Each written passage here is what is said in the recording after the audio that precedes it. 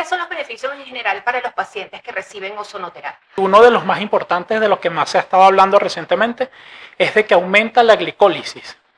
Entonces, al aumentar la glicólisis mejora lo que es la glicemia en sangre y se está estudiando muchísimo en los procesos metabólicos. Este podcast está patrocinado por Clínica Amai, tu servicio médico de confianza.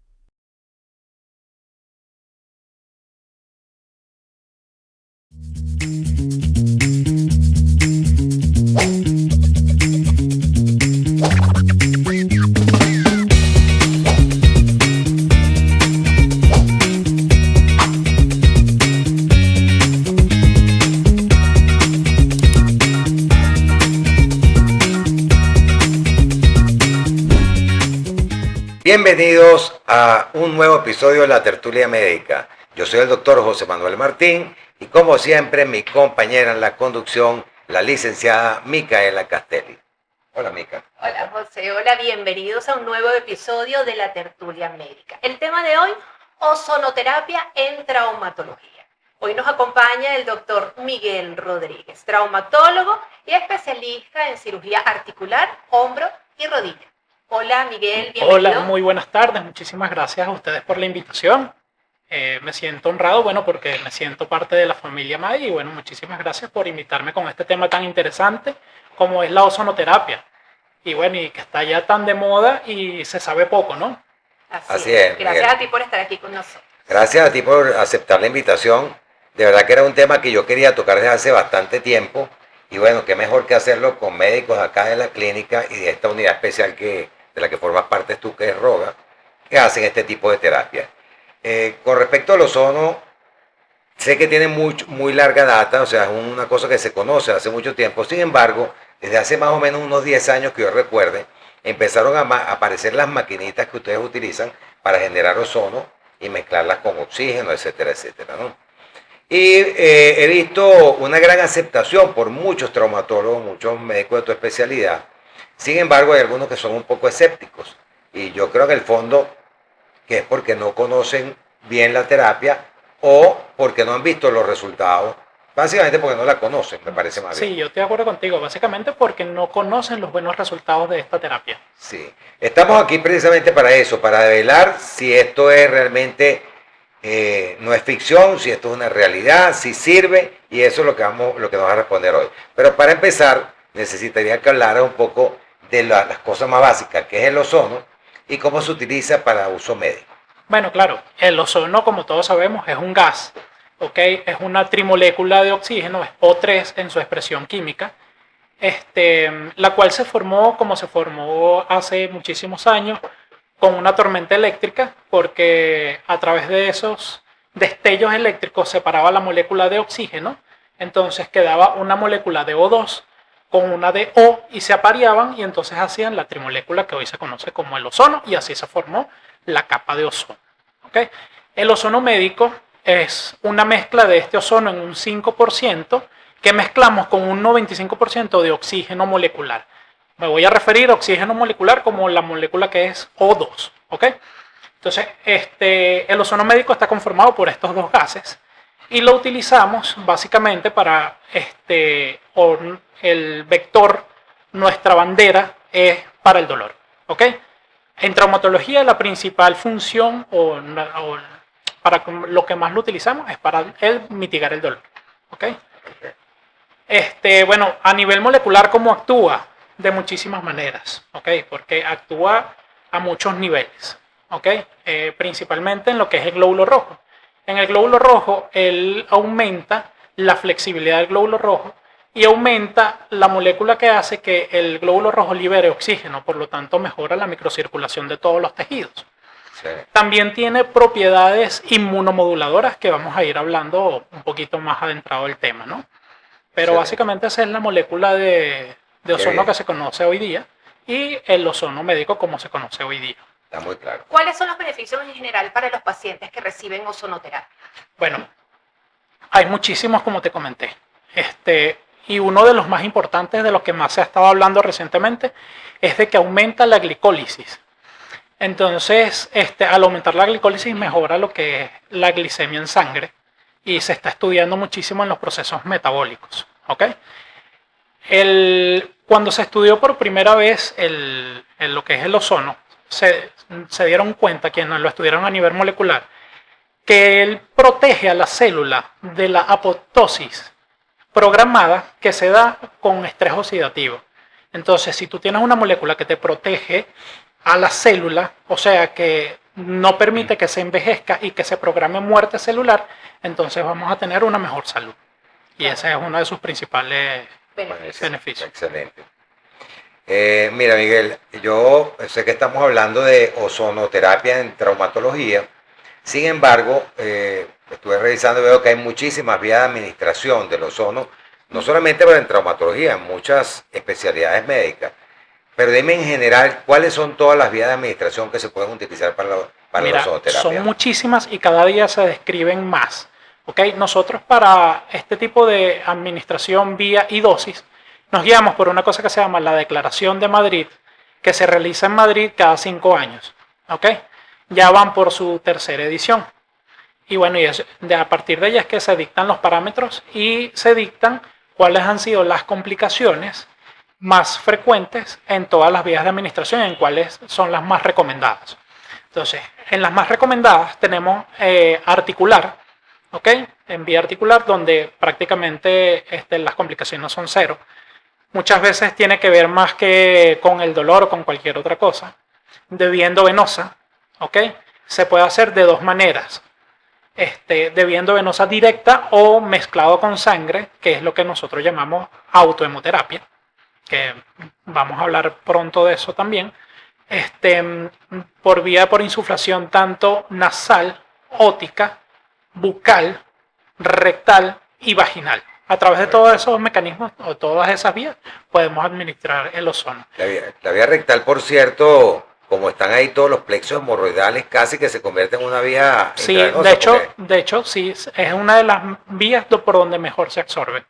Claro. Pero lo que pasa es que, claro, por supuesto, queda la incomodidad. Es la incomodidad. Es la incomodidad del paciente, correcto. Así es. Miguel, te pregunto, sabemos que el ozono es un gas tóxico. ¿Existe la probabilidad de que haya toxicidad de ozono aplicado médicamente? Sí, claro, sí la hay. De hecho, las complicaciones están descritas como leves, moderadas y graves. ¿Ok? Y en las leves podemos hablar de toxicidad por la misma colocación de la aguja, donde se han observado enrojecimientos, dolor local. ¿Ok? Las de vía moderada, donde afecta un poquito más lo que son síntomas que son más generales como náuseas, vómitos, sueño. Y bueno, y la más grave, que es la que compromete la vida, donde se han visto casos, muy pocos. Están descritos como 4 según la última declaración de Madrid que les comenté, que es por algún embolismo que se hace por el mismo ozono. ¿Ok? Entonces, eso sí ha tenido, en 2 de esos casos que les estoy comentando, un deceso. Un deceso. Sí, señor. Debe ser un despreciable. Sí, pero si nos guiamos a través de todo lo que es las dosis recomendadas internacionalmente, no hay ningún tipo de peligro para la toxicidad. De hecho, te voy a comentar, en Cuba, hace 10 años, el grupo de Fernández hizo un estudio donde ellos sometieron a células a dosis 10 veces recomendadas de las que están en estas guías, y realmente los cambios celulares o moleculares fueron muy, muy pocos, ¿no? O sea, no fueron significativos como para decir, mira, si la molécula es demasiado tóxica. No. Ustedes siempre utilizan unas tablas, ¿no? Nosotros utilizamos unas tablas. Es correcto. Le dice usted qué porcentaje exacto van a poner de ozono. Es correcto. Con respecto al oxígeno, dependiendo del uso que vayan a hacer. Dependiendo del uso y de la zona y de la vía de administración. Todo eso varía lo que es la concentración de ozono que tú vas a utilizar en cada procedimiento. Volviendo a la vía de administración intravenosa, que me interesó mucho y estuve leyendo sobre la autohemoterapia mayor y menor. Ajá. ¿Por qué no nos hablan un poco de eso? Ustedes le hicieron autohemoterapia menor a mi esposa para mejorar la vitalidad. Sí, sí, claro. Te voy a explicar, primero, bueno, vamos a definir qué es cada cual. Y lo que lo define es la cantidad de sangre que utilizamos. ¿Ok? En la autohemoterapia menor, no, lo ideal es extraer un máximo de 30 cc de sangre. ¿Ok? O sea, está descrito que puedes extraer 10, 20 o 30 cc de sangre. Y eso actúa como un criterio para que sea autohemoterapia menor. Ya en la autohemoterapia mayor sí es un poquito más complicado la dosis, porque debes hacer una regla de 3. ¿Ok? Y es porque la administración en cc es acorde al peso del individuo. ¿Ok? Es decir, que si por ejemplo un individuo pesa 85 kilos, lo debemos de multiplicar, que es la dosis ideal, por 1.2. Entonces nos está dando más o menos unos 105 cc. ¿Ok? Entonces ya con 105 cc, eso ya entraría como un criterio de autohemoterapia mayor. ¿Cuáles son los beneficios de todo esto? De hecho, están descritos, como les comenté en principio, que tenía propiedades autoinmunomoduladoras, o sea, que regula lo que es el sistema inmunológico, sobre todo y está descrito en enfermedades graves como lupus, como artritis reumatoidea. Inmunológica, pues. Inmunológica, sí, y han tenido muy buenos resultados. De hecho, bueno, te voy a comentar, en experiencia propia hemos tenido varios pacientes con psoriasis, que con autohemoterapia menor hemos tenido una respuesta satisfactoria impresionante. ¿Y en qué otras patologías traumatológicas se puede usar la ozonoterapia? Mira, nosotros lo utilizamos para mitigar dolor, como te comenté. ¿Por qué? Porque aumenta lo que es la regeneración o la formación de cicatrización cuando hay alguna lesión, sobre todo a nivel articular. ¿Ok? Entonces, nosotros lo utilizamos en todo lo que es el aparato musculoesquelético. ¿Ok? Para lesiones musculares, desgarros, lesiones tendinosas, tanto inflamatorias como degenerativas, de tendones. Lo utilizamos para lesiones de cartílago, o sea, no hay nada que regenere el cartílago, todos sabemos eso, pero sí ayuda a que cicatrice y le forme un tejido que se llama fibrocartílago, y eso, por supuesto, mejora lo que es la parte del dolor y también lo de la movilidad de la articulación. ¿Estas terapias son ambulatorias? Estas terapias son ambulatorias, y la dosis va a depender, por supuesto, de la patología o de la gravedad que tenga cada paciente. Hay un tipo de ozonoterapia que es una de las primeras que se comenzó a utilizar, que es directamente en el disco intervertebral. ¿Ok? Aquí esto sí es un poco más complicado, porque esto sí se debe hacer en quirófano, por muchísimas cosas.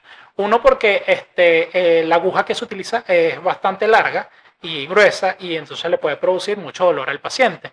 Y también necesitamos una herramienta que es el intensificador de imágenes para poder llegar a lo que es el nivel y poder garantizar que estamos en el disco intervertebral. Esa sí no sería ambulatoria, esa sí debe requerir un ingreso a quirófano. Okay. Pero el resto, que sí, por ejemplo, las articulares y las de las lesiones tendinosas, sí se hacen con anestesia local y se hacen de manera ambulatoria. ¿Y los costos? Háblanos un poquito de los costos de estas terapias. Económico. Bueno, sí son económicas. De hecho, dependiendo de las sesiones, oscilan entre 50 y 100 dólares. Eso es lo máximo que te pueda llegar a costar alguna sesión de ozonoterapia. Bueno, a mí me salió gratis, pero... Bueno, exacto. Yo soy un cliente testigo, VIP. Un testigo del efecto del buen resultado de la ozonoterapia. Hace unos años estaba aquí todavía Adriana Medina, fue la que me trató, y tuve una lesión del tendón del cuádriceps, del tendón del recto del cuádriceps. No era una lesión grave, pero no podía hacer running, no podía correr de un día para otro porque no calenté ese día y arranqué a correr sin calentar y sin estirar. Bueno, yo también fui paciente de Roga y debo dar fe que fue una maravilla esa sesión que recibí, y fue una sola. Pero yo acudí ahí y el ozono a veces solamente necesita una sesión. Bueno, exactamente, yo acudí ese día y yo dije, bueno, voy a estar 2 semanas fuera de play. Y llegó Adriana y me infiltró con ozono, no solamente esa zona, sino el resto de la rodilla. Y yo dije, bueno, ¿cuánto tiempo voy a estar sin poder correr? Y me dijo, mañana si no tienes dolor, corre. Y efectivamente al día siguiente yo corrí, yo no lo podía creer, me pareció una cosa milagrosa. Y desde ese momento dije, bueno, esto funciona, definitivamente. Sí, claro. Damos fe. Damos fe de ello. Todos hemos sido, hasta yo, he sido Paciente de paciente ozonoterapia. de ozonoterapia, correcto. Ahora, ya que estamos hablando de eso, ¿cuántas sesiones hacen falta habitualmente para lesiones deportivas, que probablemente son de las más frecuentes que ustedes van a ver? ¿Y con qué frecuencia? ¿Cuántas sesiones y cada cuánto tiempo? Claro. Mira, vamos a hablar de la más frecuente, que son las tendinitis, que es la inflamación como la que te dio a ti Ok. en el tendón cuadricipital. Muchas veces se requiere de entre 5 y 10 sesiones de ozonoterapia que se hacen de manera interdiaria. O sea, tú lo puedes aplicar interdiario durante la semana, 3 veces a la semana sin problemas hasta cumplir toda la dosis. ¿Qué nos va a decir cuántas dosis vas a requerir hasta que el paciente mejore? ¿Y en niños, Miguel? En niños menores de 5 años todavía no se ha demostrado que no sea tóxico el ozono, por lo tanto... Pero si te llega, por ejemplo, un niño de 12 años, Sí, un en niños, escolar, en niños de 12 años, acudiendo y apegándose a las dosis de la tabla, no hay problema. no es un problema. El único inconveniente que hay para pacientes que tengan, o que sean infantes, es que sean menores de 5 años. Ok.